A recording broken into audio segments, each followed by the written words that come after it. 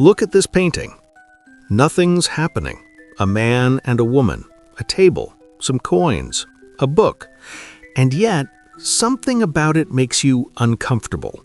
Not in an obvious way, more like the feeling you get when you walk into a room and realize a conversation just stopped the moment you entered. You can't pinpoint it, but it's there. This is The Money Changer and His Wife, painted in 1514 by Quentin Matsys. It hangs quietly in the Louvre, surrounded by much louder, much more dramatic works. People walk past it every single day. They glance at it, maybe take a photo, and move on. But here's the thing. This painting is watching you back, and it already knows exactly what you're going to do. Let's start with where this painting was born, because the city matters more than most people realize.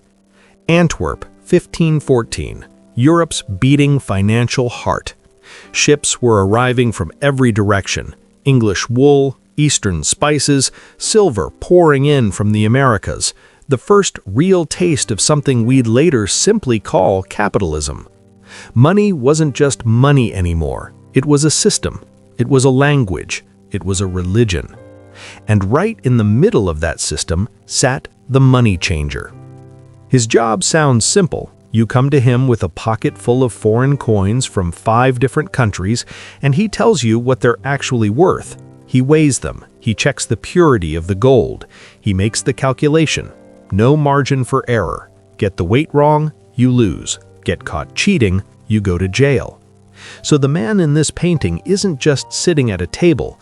He's performing one of the most high-stakes jobs in 16th century Europe. You can see it in his posture. The fur-trimmed robe, he's successful, comfortable. The tiny scales held between his fingers, perfectly balanced, completely focused. He isn't looking at his wife. He isn't looking at us. He is looking at the coin. Just the coin. Now look at her. This is where Matsys does something quietly devastating. She's holding a prayer book, a book of hours to be specific. This wasn't casual reading. This was the most personal, most intimate form of religious practice available to ordinary people at the time. It was how you structured your day around God. Morning prayers, evening prayers. The image she's turned to shows the Virgin Mary holding the infant Jesus. She's in the middle of something sacred, but she isn't reading it. Her eyes have drifted. Slowly, almost involuntarily, her gaze has shifted from the Virgin Mary to the coins her husband is weighing. She didn't mean to look. She didn't decide to look. It just happened.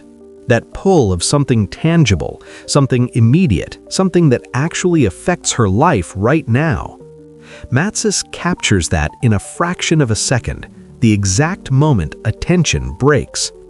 And if you've ever been in the middle of something you know matters, meditation, prayer, a conversation with someone you love, and found your mind wandering to your phone, to your bank account, to your to-do list, you've been this woman, exactly this woman. 500 years apart, same moment. Now the mirror. It sits at the bottom of the frame, small and easy to miss. Round, convex, the same kind Jan van Eyck placed at the center of the Arnolfini portrait nearly a century earlier. When Matsys uses it, any educated viewer in 1514 would have immediately recognized the reference. They would have leaned in, and then they would have seen what the mirror shows. Not the room they expected, not a reflection of the couple. Instead, through a window behind them, the outside world appears. A street, daylight, and a man sitting quietly reading a book. That's it. Just a man reading. But that man is the painting's moral compass.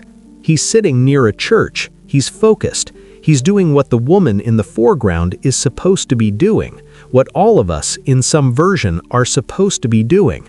Not distracted, not pulled toward the gold.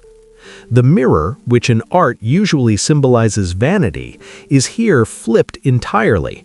It isn't showing the couple's reflection, it's showing them what they're missing, what they're choosing not to see. The most honest thing in the room is the one object no one is looking at. The shelves behind them are worth slowing down for. Matsys was meticulous. Nothing in this painting is accidental. Every object on those shelves was chosen, placed, and positioned to carry meaning. A carafe of water, a rosary made of glass. These are symbols of the Virgin Mary, purity, clarity, transparency. They sit right behind the woman who had just turned away from an image of the Virgin Mary in her book. Matsys doesn't say it, he shows it and lets you notice. Then there's the apple. In the long tradition of Western religious painting, an apple needs no introduction. Eden, temptation, the moment everything changed. It sits on the shelf almost casually, as if it's always been there, as if it belongs. And above the wife's head, a candle, unlit, already burned out. This is a memento mori, a reminder of death. Not morbid for the sake of shock, but philosophical in the deepest sense. Your time is already running. The flame went out. Whatever you're weighing right now, whatever transaction you're completing, whatever number you're calculating, the candle doesn't care. It was going to go out regardless. The gold stays on the table when you go. There's one more detail. It's in the background, half hidden, and most people never notice it. A door, slightly ajar. Through the gap, two figures, one older, one younger. The older one has his finger raised. He's speaking, warning perhaps, or instructing, or admonishing.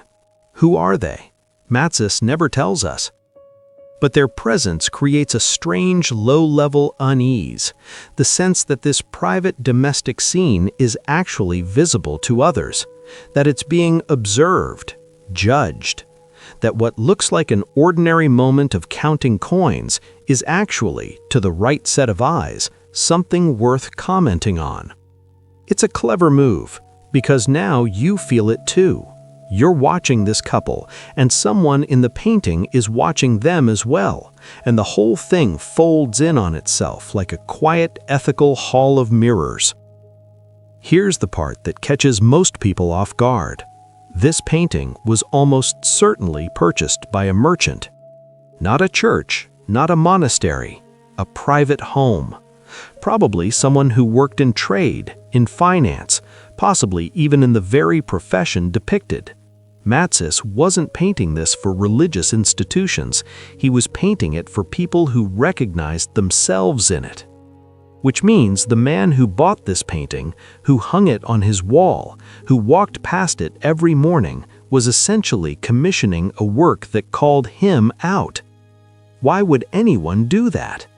Because in 16th century Antwerp, the tension between spiritual life and commercial life wasn't something you could resolve. You couldn't just choose one. You lived inside both simultaneously. The merchant knew he was obsessed with money. He knew it was spiritually dangerous. He bought the painting not to escape that tension, but to hold it in front of himself, to remember it, to not forget what was at stake. The original frame, long lost, apparently carried a verse from Leviticus. Let the balance be just, and the weights equal. On the surface, that's professional ethics. Don't cheat your customers, use accurate scales. But Matsys didn't lead to paint a 10-minute masterpiece to say, be honest in business. The verse is pointing at something deeper, balance. Not just in the scales on the table, but in the life being lived around the table. Give weight to the things that deserve weight. Don't let the coin become the only thing that matters.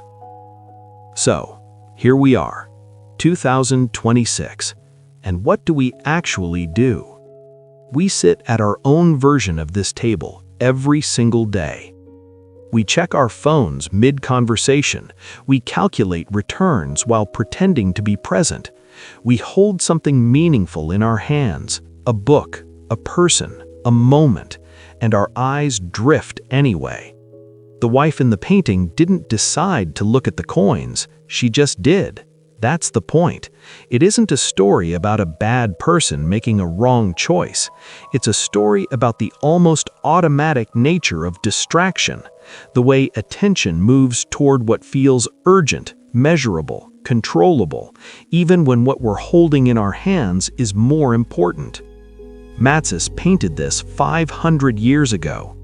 He couldn't have known what a smartphone was. He didn't know about the attention economy, or algorithmic feeds, or notifications designed to interrupt you at exactly the wrong moment. And yet, look at her eyes. Look at where they're going. He already knew. The candle on the shelf is out. The book is open but unread. The gold is being weighed. And the question this painting has been asking for 5 centuries, quietly, patiently, without raising its voice, is the same question it's asking you right now. Where are you looking?